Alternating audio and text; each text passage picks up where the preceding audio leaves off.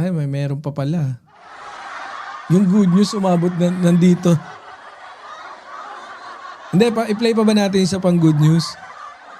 Kaya lang maglalabo-labo na eh. So anyways, eto puntahan natin tong ating tampok dito sa ating talakayan, no? Hindi ko lang alam kung makukuha na malakas yung boses dito ni Senator Antonio Trillanes. Sana naman.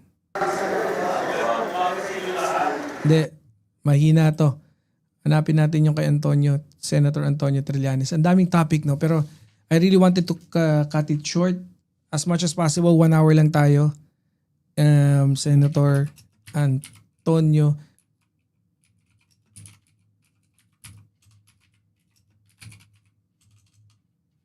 file sa case. Oy, animal! Tol DJ, shoutout naman sa iyo dyan. Begin with the filing of plunder and graft charges. Ito na. Parang ganito mag-English si Tita May Dons eh. Mixed talks pa. So, pag gusto nyong ganyang ka-bongga, no, yung diskusyonan, Ito, ganito si Tita May. Panoorin nyo lagi si Tita May Dons. Ayan, no.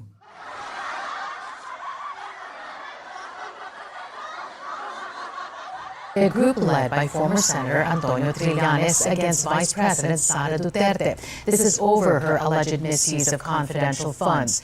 Trillanes and members of the civil society organization The Silent Majority filed the complaints before the Office of the Ombudsman earlier today. The latest complaints against Duterte covers alleged anomalies during her tenure as Secretary of the Department of... Tandaan nyo no? Medyo mabagal lang yung datingan ng banatan ni Senator Trillanes, pero once it hits you, mararamdaman nyo. Kaya ako, believe talaga ako kay Senator Antonio Trillanes eh. Education and as mayor of Davao City, including allegations of receiving drug money. They're urging the ombudsman to conduct a formal investigation against the vice president for the possible filing of a recommendation for Congress to initiate impeachment proceedings against her. The complainants also seeking the initiation of criminal proceedings against Duterte and her co-respondents. Former Senator... So, kahit lang, no, usad-usad pagong, talagang dali kayo dyan. Pero kasi, alam niyo naman kung bakit uma-action si Senator Antonio Trillanes eh. Definitely nababagalan siya, no? Diyan sa mga action ngayon patungkol diyan sa dapat na procedure ng mga kinakaharap or mga issues ni Sara Duterte. Shoutout po muna tayo kay mga Gloria Smooth, no? Kay Tol DJ Byron, syempre nandiyan yung ating tropa peeps sa Gedli, si Ma'am BG Bajola, nabati ko na eh. And Ma'am Viola, si Reza Force. Si Reza Force, thank you naman for being there always. Trillanes now joins us here in the program. Senator, good afternoon to you. Thanks for joining us today and welcome to the program. Senator? Afternoon, Ms. Carmina. Hi, Senator. Glad to have you on the program. All right, first off, I want to backtrack a bit. Before you filed the complaint, the talk was it maybe late last year about what strategy to implement with regard to the vice president. Some were saying just do away with the impeachment, go ahead with criminal charges. But today you attempted to do both. What led you to this strategy? Because this is Dinoble na no? So, may rin, no? Pagdating sa impeachment, may kinalaman din si Senator Antonio Trillanes, no? And then yan, nag-file din.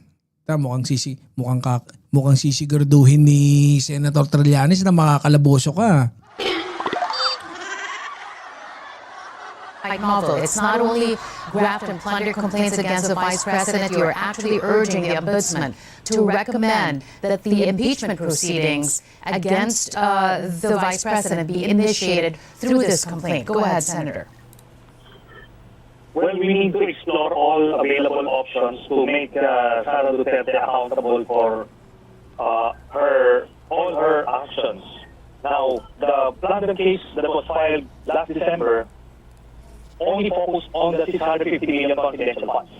Now, in this particular complaint that we submitted this Parang morning, kanto si it Sis. covers everything to include the 650 million confidential funds as Vice President, and we included the allegations of Mr. Ramil Madriaga. Then we included also the 2.7 billion pesos confidential funds when Sara Duterte was mayor, and there are so many. Ma-echo yung audio. Audio nino. My audio. Boss Overthink, shout out. Ma'am Yayaning. Reports that showed that she did the same modus operandi Hininaan ko na. confidential funds when she was vice president. The submission of fictitious names and persons. So we also included the overpriced laptops amounting to more than 8 billion pesos. Then she had 12 billion pesos of COA disallowances when she was Secretary of Education, and 7 billion pesos of unauthorized cash advances. Then, the clincher. Totoo ba? Pero okay na ba? Kasi hininaan ko siya ng konti eh. Hinaan ko pa ng konti. Ma'am Joanna Berliner, shoutout. Would be the ill-gotten wealth and non-declaration in her salin of the more than 2 billion pesos in her bank accounts, which included the Yan yung key allegations of Senator Trillanes complaint versus VP Sara Duterte. I-post lang natin na saglit, pero ba't pang-anim na? Pinakita ba yung ano? Punta natin yung una. then the clincher. Okay. Bakit nakapasok siya sa mic ko?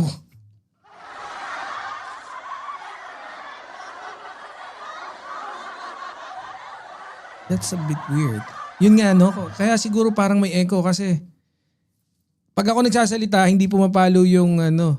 Pero pag pinlay ko, pati yung mic ko nagkakaroon ng sound eh. Would be the ill-gotten wealth and non-declaration in her salin of the more than 2 billion pesos in her bank accounts, which included So dito sabi dito, key allegations of ex-Senator Trillanes complaint versus VP Sara Duterte. Plunder and malversation of 650 million pesos confidential funds of OBP and DepEd. This charge already include Ramil Madriaga's affidavit. Plunder and malversation number 2, plunder and malversation of Philippine 2.7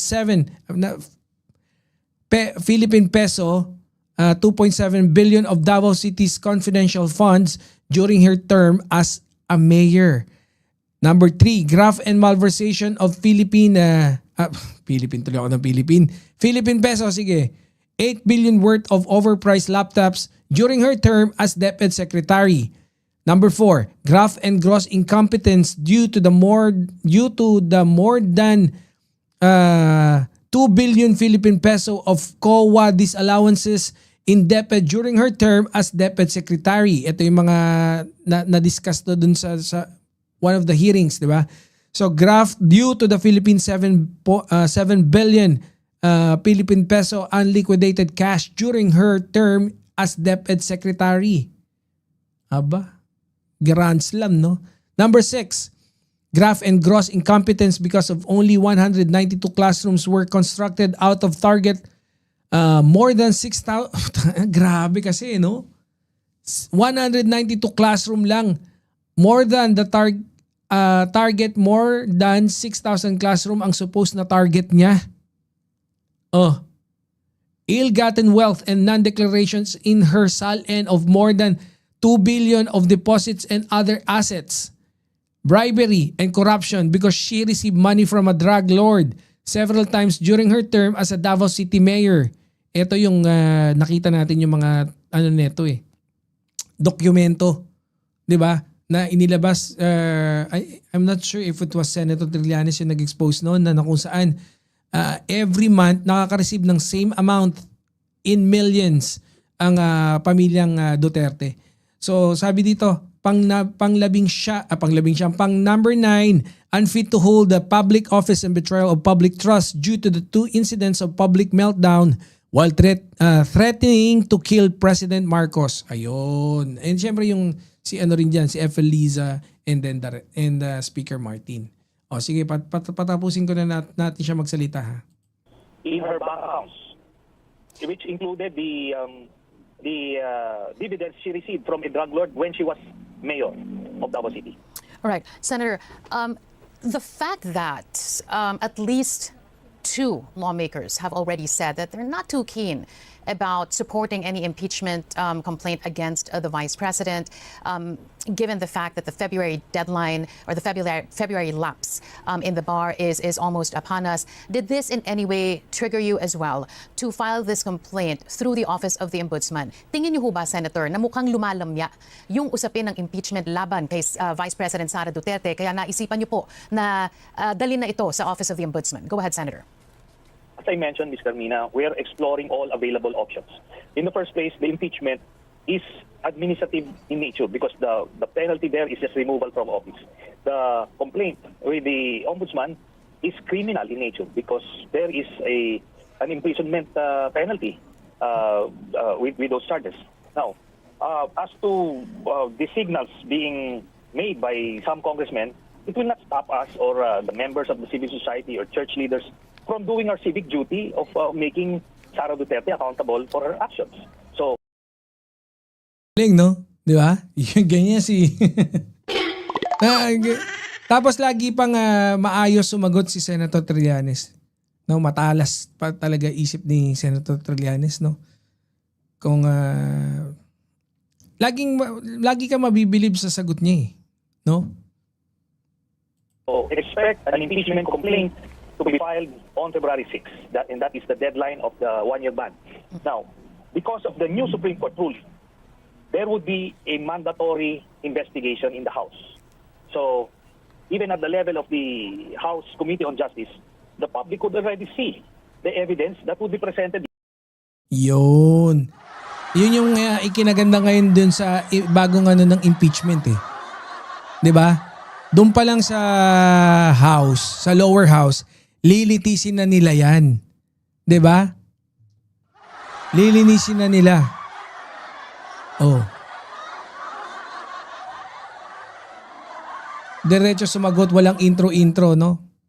Walang ligoy-ligoy tapos on point eh. 'Di ba? Boss Constable, shout out, overthink, very detailed, saka may paninindigan talaga. Oo nga eh. Naging sundalo kasi.